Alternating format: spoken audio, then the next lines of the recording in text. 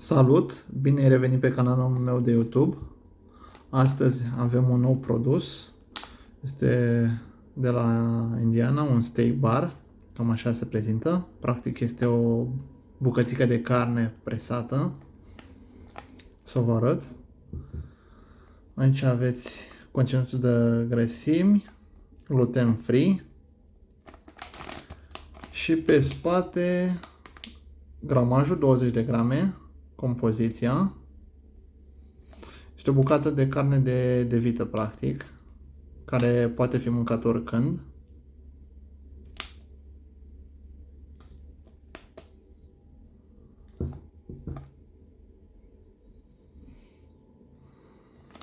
Așa arată ambalajul.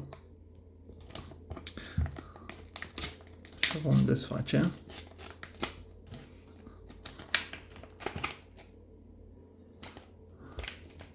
Practic, v-am spus, este o bucată de carne, deși nu pare. O să încerc să o rup. Văd că e foarte tare. Să mușc din ea, să vă arăt.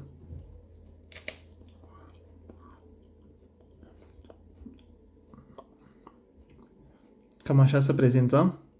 Este destul de tare.